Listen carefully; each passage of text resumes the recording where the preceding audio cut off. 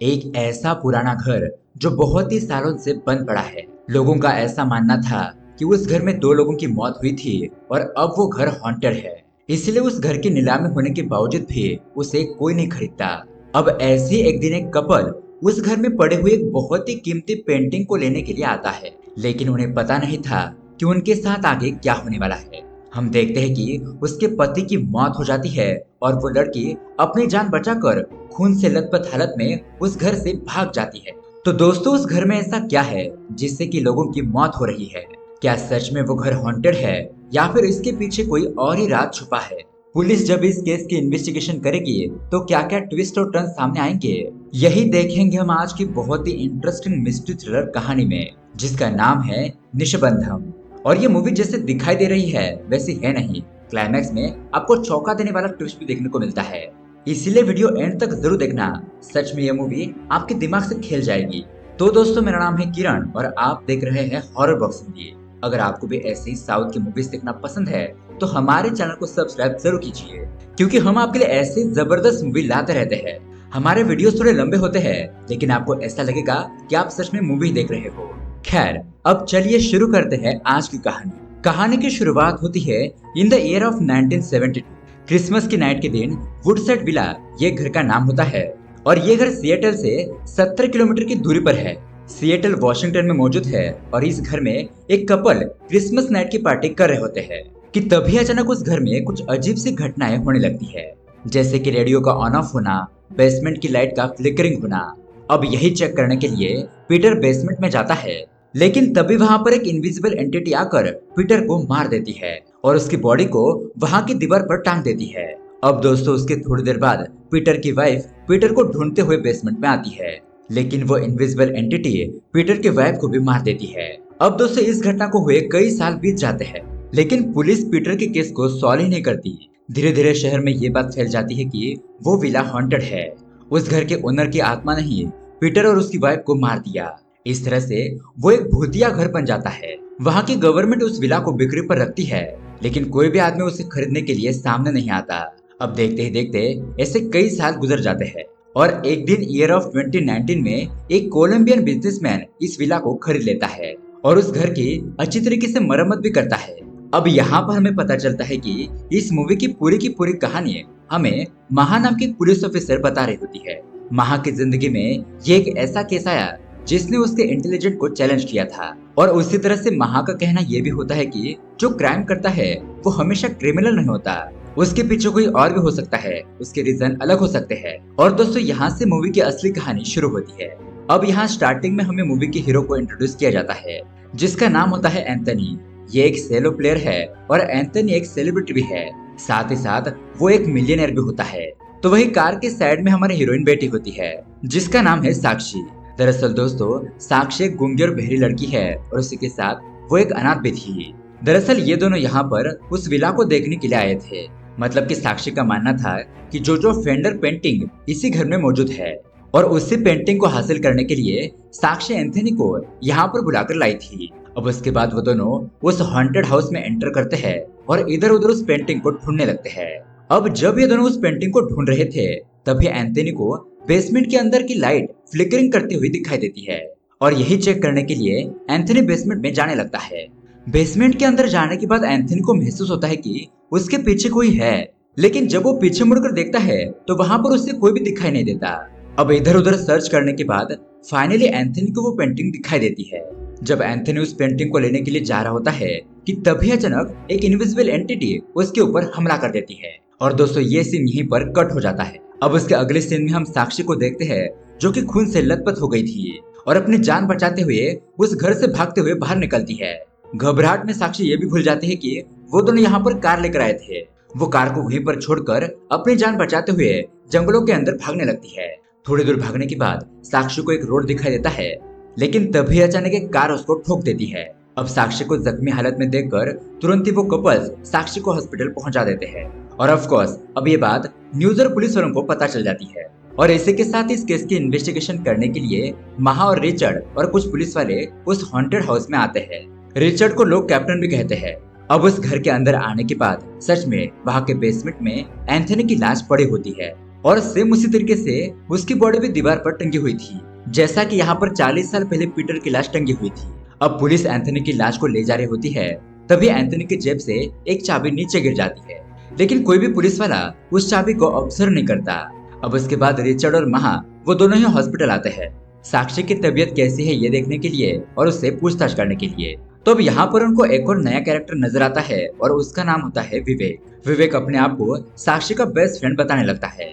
अब यहाँ पर अंदर आने के बाद पुलिस को ये बात पता चलती है कि साक्षी गूंगी और बहरी है, लेकिन अगर धीरे धीरे बात की जाए तो साक्षी लिप रीडिंग कर सकती है, मतलब कि वो सामने वाले के होठों को हिलता हुआ देखकर वो क्या कहना चाहता है ये समझ लेती है।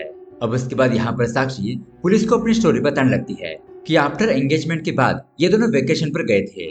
अब वेकेशन से लौटते वक्त साक्षी ने पेंटिंग की विश की, इसीलिए उसी पेंटिंग को हासिल करने के लिए ये दोनों उस हॉन्टेड हाउस गए थे। उस घर के अंदर जाने के बाद साक्षी के ऊपर किसी इनविजिबल एंटिटी ने हमला कर दिया, लेकिन साक्षी किसी तरह अपनी जान बचाते हुए उस घर से भाग निकली।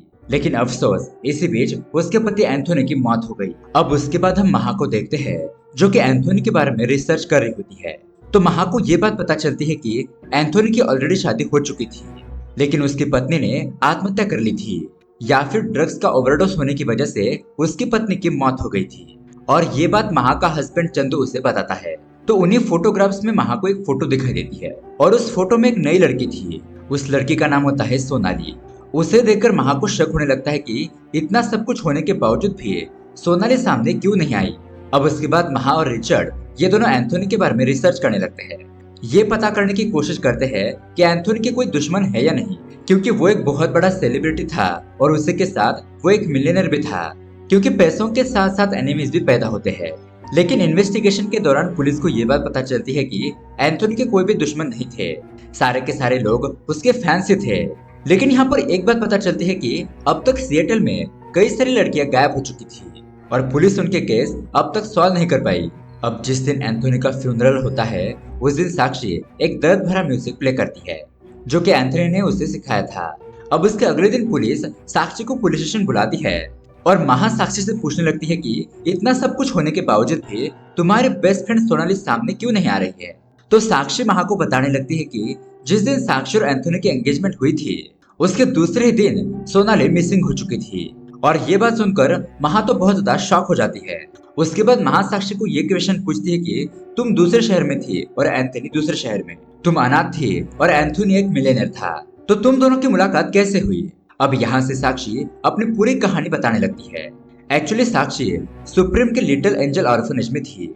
साक्षी को पेंटिंग करना बहुत ही पसंद था और उसी तरह से साक्षी एक बहुत ही अच्छी आर्टिस्ट भी है। अब उसी ऑर्फनेज में सोनाली भी रहती है और सोनाली और साक्षी ये दोनों बहुत ही अच्छे बेस्ट फ्रेंड होते हैं। लेकिन अब एक दिन साक्षी को एक ग्रेट अपॉर्चुनिटी मिलती है जिसके लिए उसे सिएटल जाना होगा, लेकिन उसकी बेस्ट फ्रेंड सोनाली इस बात से बिल्कुल भी खुश नहीं थी। उसे ये बात बिल्कुल भी पसंद नहीं आती क्योंकि सोनाली नहीं चाहती थी कि साक्षी उसे छोड़कर कहीं दूर जाए। लेकिन ऑफ कोर्स ये फ्यूचर की बात है, करियर की बात है, इसीलिए साक्षी को सिएटल जाना ही पड़ेगा। लेकिन सोनाली साक्षी को जाने नहीं दे रही थी, तो साक्षी सोनाली को बताने लगती है कि जब मैं वहां पर जाकर सेटल हो जाऊंगी तो पक्का मैं तुम्हें वहां पर अपने पास बुला लूंगी, इसलिए तुम ज्यादा फिक्र मत करो।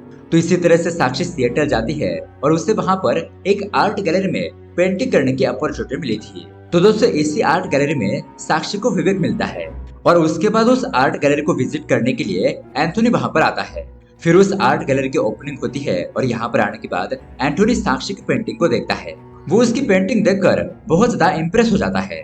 यहाँ पर एंथोनी को ये बात पता चलती है कि साक्षी गूंगी और बहरी है और ये देखकर एंथोनी तो साक्षी की और भी ज्यादा इज्जत करने लगता है और साक्षी को $1 मिलियन का चेक भी दे देता है। साक्षी एंथोनी को बताने लगती है कि मैं एक अनाथ हूँ, इसलिए मैं यह आधा पैसा मेरे ऑर्फनेज में दान कर दूंगी। अब ये बात सुनने के बाद एंथोनी साक्षी को अपने कॉन्सर्ट में आने का इनविटेशन देता है और उसे जरूर आने के लिए कहता है। खैर अब उसके अगले सीन में हम देखते हैं साक्षी एंथोनी के कॉन्सर्ट पहुंच जाती है और दोस्तों ऑफ कोर्स साक्षी बहरी थी इसलिए वो म्यूजिक सुन नहीं पाती, लेकिन साक्षी उन दीवारों को टच करके उस म्यूजिक को फील करने लगती है। उस म्यूजिक को महसूस करने के बाद साक्षी बहुत ज्यादा इम्प्रेस भी हो जाती है। अब उसके बाद जैसे ये म्यूजिक कॉन्सर्ट खत्म होता है तो साक्षी एंथोनी से मिलने के लिए आती है। अब यहाँ पर इन दोनों के बीच में बातचीत होती है और एक डील होती है कि साक्षी एंथोनी को पेंटिंग सिखाएगी और एंथोनी साक्षी को म्यूजिक सिखाएगा। इस तरह से अब इन दोनों के बीच में मुलाकातें और भी ज्यादा बढ़ने लगती है और देखते ही देखते इन दोनों में प्यार हो जाता है। अब इसी दरमियान में उस आर्ट गैलरी का मैनेजर साक्षी को उस पेंटिंग के बारे में बताता है, जो पेंटिंग उस हॉन्टेड हाउस में मौजूद है और वो एक बहुत ही बेहतरीन और बहुत ज्यादा कीमती पेंटिंग होती है। खैर, अब उसके अगले दिन उन दोनों की एंगेजमेंट हो जाती है और इसी बीच यहाँ पर सोनाली भी आ चुकी थी। वो उन दोनों के साथ ही रहने लगती है। लेकिन साक्षी के एंगेजमेंट के दूसरे ही दिन सोनाली कहीं मिसिंग हो जाती है। लेकिन सोनाली के मिसिंग हो जाने की वजह से साक्षी बहुत ज्यादा डिप्रेशन में चली जाती है, क्योंकि वो दोनों बेस्ट फ्रेंड थे और एक दूसरे से बहुत ज्यादा प्यार करते थे। तो यहाँ पर एंथोनी साक्षी को खुश करने के लिए उसे कहीं बाहर वेकेशन पर घुमाने के लिए ले जाता है।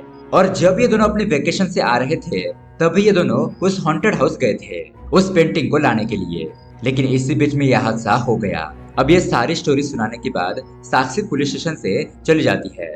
तो इसी बीच महा के घर में एक छोटा सा इंसिडेंट पेश आता है। इस इंसिडेंट से महा को ये बात पता चलती है कि जो लोग बहुत ज्यादा पॉजिटिव नेचर के होते हैं ना, वो लोग अपनी चीज दूसरे के साथ शेयर नहीं करना चाहते, फिर वो चाहे कोई चीज हो या फिर कोई इंसान। और अब इसीलिए महा का शक डायरेक्टली सोनाली के ऊपर जाता है, क्योंकि सोनाली भी एक बहुत ही पॉजिटिव नेचर की लड़की थी। और सोनाली के बारे में पता करने के लिए महा और टॉम ये दोनों ऑर्फनेज में जाते हैं। तो यहाँ पर आने के बाद उन्हें ये बात पता चलती है कि सोनाली की कोई भी फ्रेंड नहीं थी सिवाय साक्षी के। सोनाली हमेशा साक्षी के साथ ही रहती थी। तो यहाँ पर महा को एक और बात पता चलती है कि एक दिन एक लड़के ने साक्षी को प्रपोज कर दिया था, लेकिन सोनाली को ये बात पसंद नहीं आई। इसलिए सोनाली ने उस लड़के के हाथ को जख्मी कर दिया और ऐसा करने के लिए सोनाली को 1 महीने की जेल भी हुई। अब ये सब कुछ जान लेने के बाद महा ये सारी बातें कैप्टन को बताती है और महा का ऐसा दावा है कि सोनाली ने ही गायब होकर एंथनी को मारा होगा, क्योंकि सोनाली ये नहीं चाहती थी कि साक्षी किसी और के साथ रहे। और सोनाली खुद भी मिसिंग होने का नाटक कर रही है, शायद वो कहीं पर छुपी होगी। और ऑफ कोर्स सोनाली ये काम अकेले में नहीं कर सकती, इस काम में उसे कोई और भी मदद कर रहा होगा। अब उसके अगले सीन में हम देखते हैं साक्षी के घर में एक अनजान बंदा चोरी चुपके घुस जाता है। तभी उसी वक्त वहाँ पर माँ और चंदू आ जाते हैं और उस अनजान बंदे का पीछा करने लगते हैं। अब साक्षी तो बहरी थी, इसलिए वो ये सारी चीजें ऑब्जर्व नहीं करती। और यहाँ पर थोड़ी देर के बाद वो अनजान बंदा माँ के हाथों से भाग जाता है। अब उसके बाद रिचर्ड वहाँ पर आता है और साक्षी को कल उस हॉन्टेड हाउस बुलाता है, सारा का सारा इंसिडेंट डिटेल में बताने के लिए। और जाते वक्त रिचर्ड साक्षी की कार में एक ट्रैकर फिट कर देता है, क्योंकि रिचर्ड को साक्षी के ऊपर भी शक था। अब उसके अगले दिन पुलिस और सारे लोग उस हॉन्टेड हाउस आ जाते हैं। साक्षी यहाँ पर पूरी की पूरी घटना डिटेल में बताने लगती है। अब इसी बीच टॉम को बेसमेंट में एक की मिलती है, जो कि उस दिन एंथनी की जेब से गिर गई थी। टॉम उस की को लेकर रिचर्ड को देता है एज ए सबूत के तौर पर। लेकिन दोस्तों, रिचर्ड तो टॉम को ही मार देता है और उसकी लाश को ऊपर से नीचे फेंक देता है।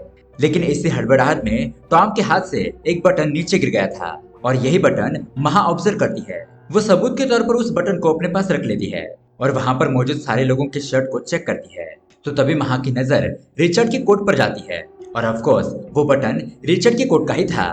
अब जिस दिन टॉम का फ्यूनरल चल रहा था उस दिन सारे लोग वहां पर आए थे। अब इसी मौके का फायदा उठाकर महा रिचर्ड के केबिन में जाती है और चोरी चुपके उसके केबिन की तलाशी लेने लगती है। अब यहाँ पर तलाशी लेते वक्त उसे वो की मिल ही जाती है जिसे रिचर्ड ने अपने पास रखी थी। लेकिन महा ये की अपने पास नहीं रखती, वो उस की को वहीं पर छोड़ देती है, क्योंकि तभी उसी वक्त रिचर्ड अपने केबिन में एंटर करता है और उससे बचने के लिए महा किसी अलमारी में छुप जाती है। अब रिचर्ड उस अलमारी को ओपन करने ही वाला था कि तभी वहां पर दूसरा ऑफिसर आकर रिचर्ड को बाहर बुलाता है। इस तरह से महा उस वक्त बच जाती है। अब रिचर्ड के ऊपर शक होने की वजह से महा उसका पीछा करती है। रिचर्ड एक मार्केट जाकर कुछ घोस्ट खरीदता है जहाँ पर 2 कुत्ते होते हैं और रिचर्ड घोस्ट को उन 2 कुत्तों को खिलाता है। महा ये सब कुछ देख लेती है और चोरी चुपके उस फार्म हाउस के अंदर एंटर करती है। एंटर होने के बाद महा को ये बात पता चलती है कि ये फार्म हाउस तो एंथोनी का है, लेकिन ये प्रॉपर्टी और इस फार्म हाउस का नाम उसके नाम पर नहीं है। तो वहीं पर रहकर महा चंदू को कॉल करके ये सब कुछ बताने लगती है और चंदू को ये भी बताती है कि मुझे कुछ हो गया है। और चंदू को ये भी बताती है कि अगर मुझे कुछ हो गया तो तुम ये सारी बातें FBI को बता देना। चंदू महा को रिक्वेस्ट करने लगता है कि तुम किसी भी तरह से वापस आ जाओ, लेकिन महा चंदू की कोई भी बात नहीं मानती। अब एक्चुअली यहाँ पर रिचर्ड एक हार्ड डिस्क को फाइंड आउट कर रहा था जिसमें सीसीटीवी फुटेज का डेटा होता है। वो हार्ड डिस्क यहाँ पर ना होने की वजह से रिचर्ड उस मर्डर को गुस्से से पटक देता है, मतलब कि कोई उस हार्ड डिस्क को चुरा कर ले गया। और अब उसके बाद रिचर्ड वहां से चला जाता है। रिचर्ड के जाने के बाद वहां पर महा आती है और उसके सामने वो 2 कुत्ते आ जाते हैं और ये सीन यहीं पर कट हो जाता है। अब उसके दूसरे सीन में साक्षी किसी दूसरे टावर के ऊपर होती है तो वो अनजान बंदा साक्षी से मिलने के लिए आता है। और दोस्तों ये अनजान बंदा और कोई नहीं बल्कि उसका ही दोस्त विवेक होता है। और यहाँ पर विवेक अपनी सारी की सारी स्टोरी हमको बताने लगता है। तो दोस्तों जिस दिन साक्षी सिएटल आई थी और ऑफकोर्स वहाँ पर विवेक भी था, और देखते ही देखते उन दोनों में बहुत ही अच्छी दोस्ती हो गई। अब इसी बीच यहाँ पर साक्षी सोनाली को अपने पास बुला लेती है। तो काफी सारे दिनों के बाद सोनाली साक्षी को देख रही थी। साक्षी को देखकर सोनाली बहुत ज्यादा खुश हो जाती है। सोनाली को विवेक बिल्कुल भी पसंद नहीं था, वो उसके साथ बात भी नहीं करती थी। इसीलिए अब साक्षी सोनाली के बारे में विवेक को बताने लगती है कि सोनाली इतनी जल्दी लोगों पर भरोसा नहीं करती। और विवेक को उस दिन का इंसिडेंस बताने लगती है जिस दिन एक लड़के ने साक्षी को प्रपोज किया था, मतलब कि उसे डेट पर बुलाया था। अब साक्षी उस लड़के से मिलने के लिए तैयार तो हो गई थी, लेकिन ये बात सोनाली को बिल्कुल भी पसंद नहीं थी। सोनाली साक्षी को डांटने लगती है कि तुम किसी के ऊपर भी जल्दी से भरोसा कर लेती हो। मुझे तो लगता है कि वो लड़का हर लड़की से फ्लर्ट करता है, और यही प्रूफ करने के लिए सोनाली भी साक्षी के साथ डेट पर जाती है। अब ये तीनों बैठकर बातें कर रहे होते हैं, तो तभी सोनाली उस लड़के को टेस्ट करने के लिए उस लड़के से फ्लर्ट करती है, हल्के से उसके पैर को टच करती है, और वो लड़का भी उससे फ्लर्ट करने लगता है।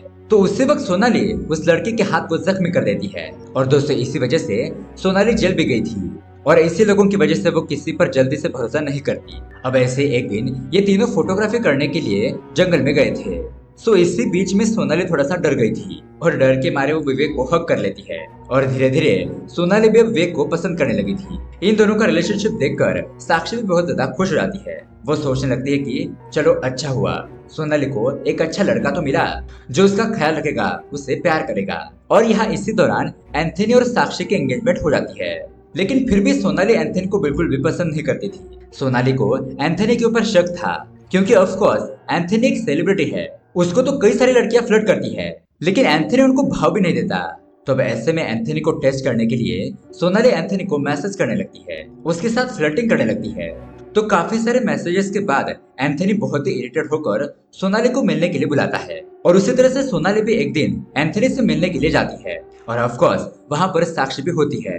साक्षी उन दोनों का पीछा करती रहती है, और यहाँ पर एंथनी सोनाली को अपने फार्म हाउस लेकर जाता है। अब यहाँ पर मौका देखकर सोनाली एंथनी के साथ फ्लर्ट करने लगती है, वो उसे हग भी करती है। और दोस्तों ये सब कुछ साक्षी दूर से देख रही थी, और उसे ये चीज बर्दाश्त नहीं होती। अब साक्षी फिर से उन दोनों को देखने लगती है, तो उसके तो होश उड़ जाते हैं, क्योंकि एंथनी एक बैट लेकर सोनाली को मार देता है, और साक्षी के सामने ही सोनाली की मौत हो जाती है। अब उसकी थोड़ी देर बाद वो पुलिस ऑफिसर रिचर्ड भी वहां पर आता है, और सोनाली की लाश को ठिकाने लगाने में उसकी मदद करता है। मतलब कि इस काम में रिचर्ड का भी हाथ था। एंथनी और रिचर्ड ये दोनों एक साथ मिले हुए थे। अब यहाँ पर यही सारी बात साक्षी विवेक को बताने लगती है। ये सुनने के बाद दोनों ही टूट कर बिखर जाते हैं। उन दोनों को बहुत ज्यादा दुख होता है कि सोनाली की मौत हो गई और वो कुछ भी नहीं कर पाए। उन्होंने पुलिस स्टेशन जाकर कंप्लेंट भी लिखवाई थी, लेकिन वहाँ का कैप्टन रिचर्ड होता है, इसलिए ये देखकर साक्षी अपने कदम पीछे हटा लेती है। और यही बात विवेक को बताने लगती है कि उस दिन रात को रिचर्ड भी उस जगह पर था। अब 2 दिन के बाद एंथनी साक्षी से मिलने के लिए आता है, और साक्षी से पूछता है कि क्या हुआ, तुम मेरे मैसेजेस का रिप्लाई क्यों नहीं दे रही हो? पिछले 2 दिनों से मैं तुमसे बात करने की ट्राई कर रहा हूँ। तो दोस्तों अब साक्षी को एंथनी के ऊपर बहुत ज्यादा गुस्सा आ रहा था, लेकिन वो अपने गुस्से को कंट्रोल करते हुए एंथनी को बताने लगती है कि सोनाली कहीं पर मिसिंग हो चुकी है। तो तब जाकर एंथनी साक्षी को लेकर पुलिस स्टेशन जाता है, और वहाँ पर सोनाली की मिसिंग कंप्लेंट लिखवाता है, ताकि उसके ऊपर कोई शक न करे। अब साक्षी पुलिस स्टेशन से बाहर आ रही होती है, तो वो ऑब्जर्व करती है कि पुलिस स्टेशन में कई सारी लड़कियों की मिसिंग कंप्लेंट दर्ज हुई है, और उन सारी लड़कियों को साक्षी ने एंथनी के कॉन्सर्ट में देखा था। अब उसके बाद साक्षी अपने तरीके से इन्वेस्टिगेशन शुरू कर देती है। तो सच में जिस दिन एंथनी का कॉन्सर्ट हुआ करता था, उसी दिन से एक एक लड़कियां मिसिंग हो चुकी थी। तो यहाँ पर विवेक साक्षी को FBI के पास जाने के लिए कहता है, उनके पास मदद मांगने के लिए। लेकिन अब यहाँ पर साक्षी कहती है कि विवेक, हम किसी के पास नहीं जाएंगे, हमें किसी के सहारे की जरूरत नहीं है, हम खुद ही एंथनी को मार देंगे, हमें खुद ही सोनाली का बदला लेना होगा। और तब यहाँ पर साक्षी और विवेक ये दोनों मिलकर प्लान करते हैं। और दोस्तों यहाँ पर रिवील होते हैं इस कहानी के असली पत्ते। वो दोनों प्लान करके साक्षी एंथनी को उस हॉन्टेड हाउस बुलाकर ले जाती है, और उस वक्त विवेक भी उस घर के अंदर मौजूद था। वहाँ पर वो दोनों एंथनी को पकड़ लेते हैं और एक जगह पर बांध देते हैं। वो एंथनी से पूछते हैं कि आखिरकार क्या वजह थी कि तुमने सोनाली को मार दिया। और दोस्तों यहाँ पर एंथनी इन शॉर्ट अपनी कहानी बताने लगता है। तो दरअसल दोस्तों एंथनी की वाइफ ने उसके ऊपर चीट किया था, उसने एंथनी को धोखा देकर वो किसी और के साथ भाग गई। अब ये बात जब एंथनी को पता चली, तो उसने फौरन ही अपनी पत्नी को ढूंढकर उसे एक बैट से मार दिया, और इसी के साथ उसके बॉयफ्रेंड की भी जान ले ली। तो उसी घटनास्थल पर रिचर्ड भी वहां पर आ गया था। लेकिन रिचर्ड भी ये चीज देखकर खामोश रह जाता है। वो एंथोनी को अरेस्ट नहीं करता क्योंकि रिचर्ड की वाइफ ने भी रिचर्ड को चिट किया था और एंथोनी को बताने लगता है कि ऐसे लोगों के साथ यही होना चाहिए। और उसके बाद एंथोनी रिचर्ड की वाइफ को भी मार देता है। अब जिस दिन कॉन्सर्ट हुआ था उस दिन कई सारी लड़कियों ने एंथोनी को अपना नंबर दे दिया था। वो लड़कियां एंथोनी को मैसेज करके उसके साथ फ्लर्ट करने लगती है। उनमें से कुछ लड़कियां तो शादीशुदा थी, लेकिन वो एंथोनी के साथ अफेयर करना चाहती थी। अब ये देखकर एंथोनी को बहुत ज्यादा गुस्सा आ जाता है। वो सोचता है कि ऐसी धोखेबाज लड़कियों को दुनिया में रहने का कोई भी हक नहीं है। इसलिए एंथोनी एक एक करके उन सभी लड़कियों को मार देता है और ऑफिसर रिचर्ड उन हत्याओं को एक एक्सीडेंट में बदल दिया करता था। तो अब यहाँ पर विवेक और साक्षी एंथोनी को बताने लगते हैं कि सोनाली ने जो तुम्हारे साथ टेस्ट लेने के लिए ये सब कुछ किया था, वो तुमको परखना चाहती थी, इसलिए तुम्हारे साथ फ्लर्ट कर रही थी। लेकिन ये बात तो एंथोनी को पता नहीं थी। उसने सोनाली को भी गलत लड़की समझकर उसे भी मार दिया। अब यहाँ पर विवेक और साक्षी ये दोनों भी एंथोनी को मार देते हैं, जैसा 40 साल पहले पीटर मरा था। तभी यहाँ पर साक्षी और विवेक को सीसीटीवी फुटेज के बारे में याद आता है। तो उसी हार्ड डिस्क को हासिल करने के लिए ये दोनों फिर से उसी फार्म हाउस में जाते हैं। इसलिए जब रिचर्ड वहाँ पर आया था तब उसे वो हार्ड डिस्क नहीं मिली थी। अब ये दोनों जब टावर से नीचे आते हैं तो रिचर्ड विवेक को पकड़ लेता है और उसके बाद साक्षी को उस फार्म हाउस में बुलाता है। उसे वो हार्ड डिस्क लाने के लिए कहता है। अब यहाँ पर आने के बाद इन तीनों के बीच में बहुत ही जबरदस्त हाथापाई होती है। रिचर्ड साक्षी को मारने वाला था कि तभी वहाँ पर महा आ जाती है, क्योंकि ऑफ कोर्स महा को रिचर्ड के ऊपर शक हो गया था। महा ने रिचर्ड की कार में ट्रैकिंग डिवाइस लगाया था, जिससे वो कहाँ पर था उसके बारे में उसे पता चलता है और वो उसे ट्रेस करके यहाँ पर पहुंच गई थी। रिचर्ड यहाँ पर महा को बताने लगता है कि उसने टॉम को उस दिन की वजह से मार दिया और वो चाबी एंथोनी के फार्म हाउस की थी और उसी की को लेकर एंथोनी वहां पर गया था उस हार्ड डिस्क को फाइंड आउट करने के लिए। अब यहाँ पर रिचर्ड अपने आप को बचाने के लिए उन लोगों के ऊपर हमला करने की कोशिश करता है, तो महा रिचर्ड के ऊपर फायरिंग करके उसे मार देती है। अब उसके बाद साक्षी और विवेक ये दोनों महा को वो हार्ड डिस्क दे देते हैं और महा भी उन दोनों को छोड़ देती है, क्योंकि वो जानती थी कि इन दोनों ने एंथोनी को मारकर सही किया। और दोस्तों इसी के साथ ये कहानी यहीं पर एंड हो जाती है। तो दोस्तों ये दिमाग घुमा देने वाली मूवी आपको कैसी लगी हमें कमेंट करके जरूर बताइएगा। साथ ही ऐसे ही अमेजिंग मूवी देखने के लिए हमारे चैनल को सब्सक्राइब जरूर कीजिए। मिलते हैं अगली वीडियो में। Thanks for watching.